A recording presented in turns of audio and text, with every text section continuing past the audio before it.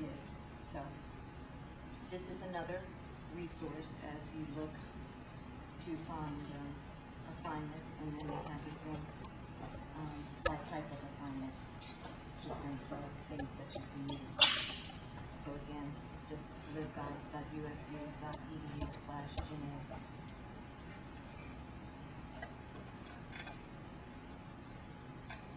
Okay.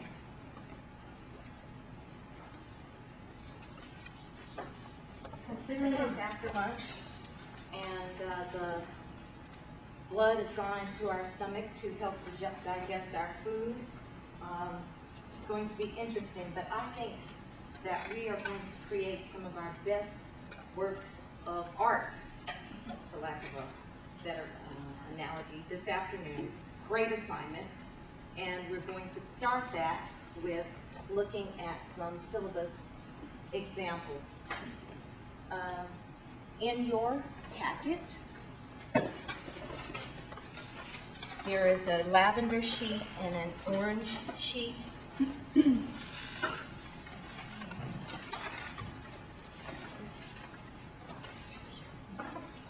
Lavender sheet and an orange sheet, and these are syllabi from the English department.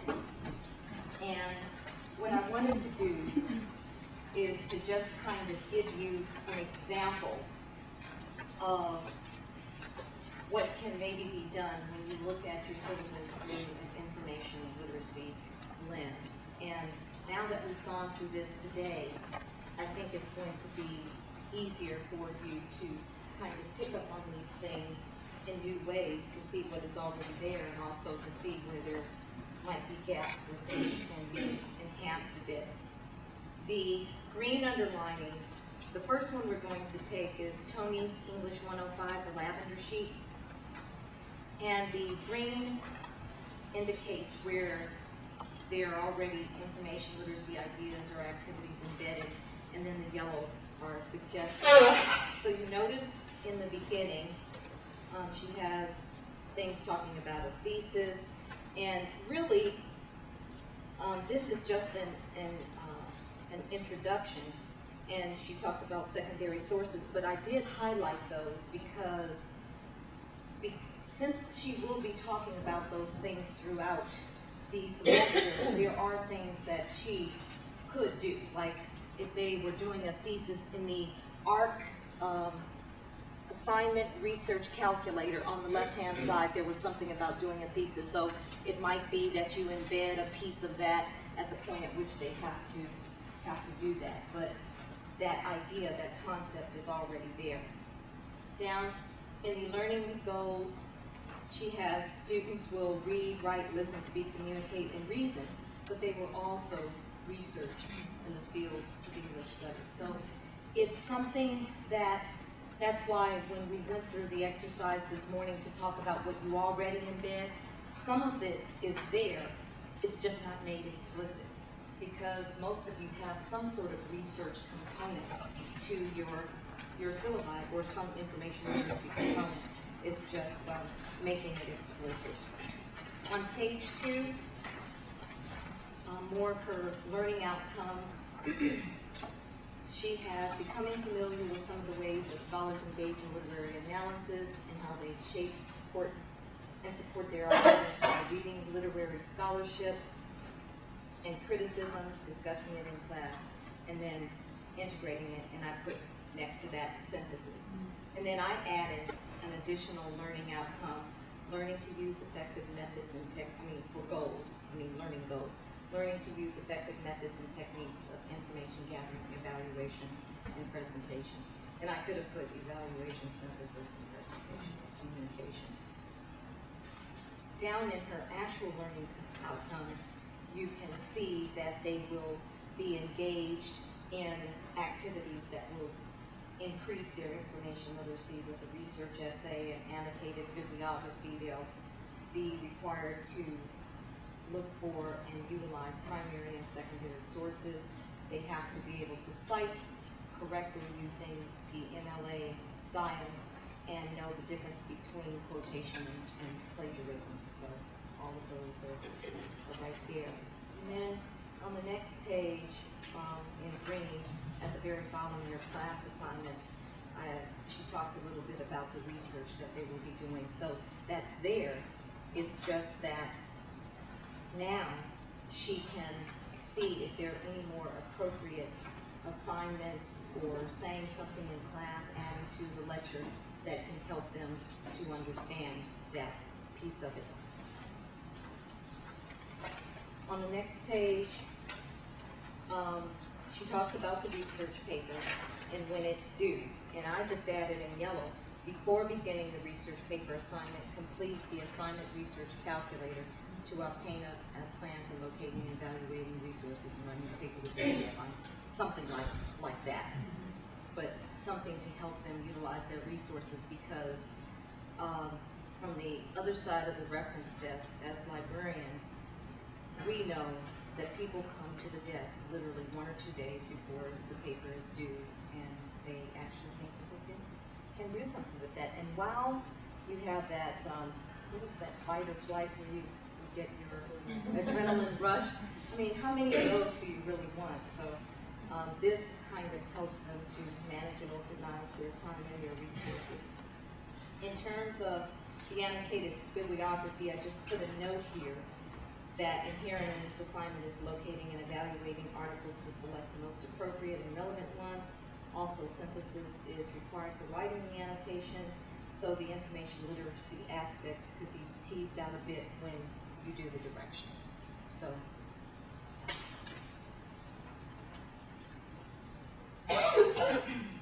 and then on the next page, I just talk about the IL tutorials that maybe they could do for extra credit, or however you might want to interweave those. And I like the fact that there's a certificate that they can get. And then I stuck the quick writes in there just as a, if this is appropriate kind of thing for them. So that's Tony's. And then I will just give you a moment to go over John's, the green and the yellow, and kind of see what I've done. And then we're going to engage in writing learning outcomes that are related to information literacy.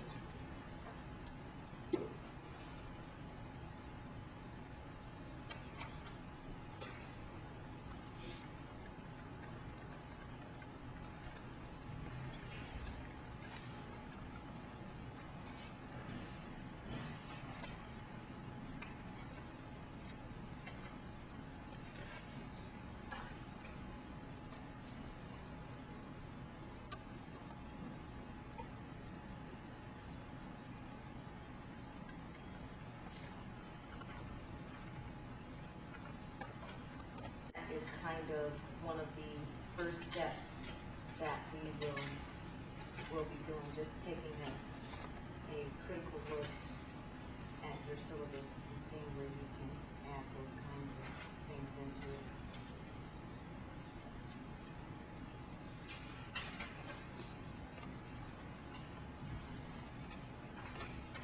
This is just a real small piece, but I like how in this, where they're preparing an annotated bibliography, you highlighted in the yellow about why the student chose what they chose. And yes, we see that at the reference desk a lot, where I need 5 articles for an annotated bibliography, but we try to stress you need to be able to describe why these articles are the 5 that you chose and why they're the best for this assignment.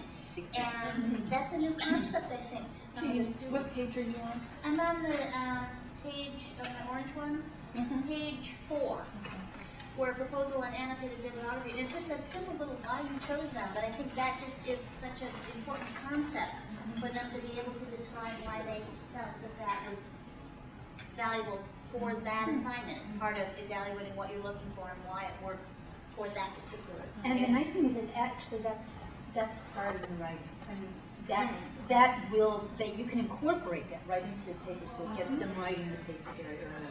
Because if they can articulate it, that means they understand it and they understand the linkages between They're making them. the connections. Yes, I think there's those connections. Absolutely. So everybody should put that in there. I chose those.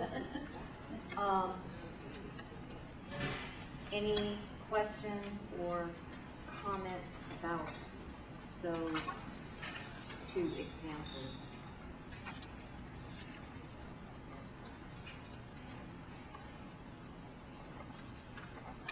It's great to have the examples, because I was sort of flattering you when I was trying to figure it out. And I really wish that I had had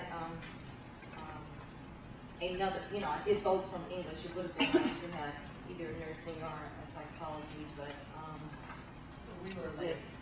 no, but, I mean, she You was take full forward responsibility. as we went. And I started to do one last night, but I said I didn't ask permission, so, I better not do that. That should have been our punishment for being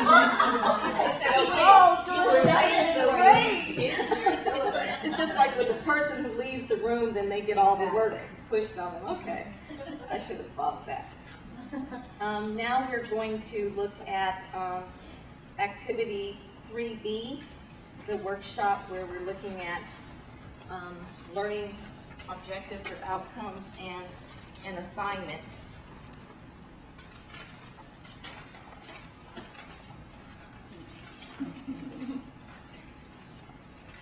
And also there is an activity sheet 3C, which is just white, that might be useful in getting your creative juices flowing.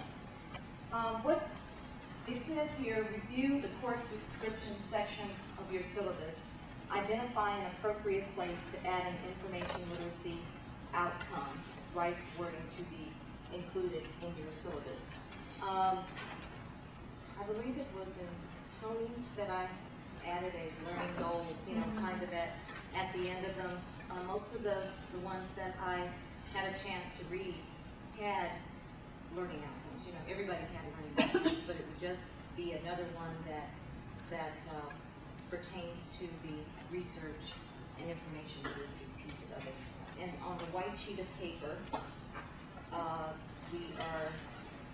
those are some examples of learning objectives or goals that pertain to actual information literacy courses, okay? So just to give you an idea of some of the kind of wording that is used, okay? So let's take about 10 minutes for this first part of this activity and see what you come up with. And then after you do that, we are going to break into groups with your colleagues and your librarian colleagues to talk about and flesh out some actual activities. And we'll be doing that for the next hour. So first we'll tackle the learning outcomes. And we will do that for about 10 minutes. Do we have copies of our seminar? We didn't bring our seminar. I didn't. Oh, okay. They should have a copy. I have a copy if you're saying.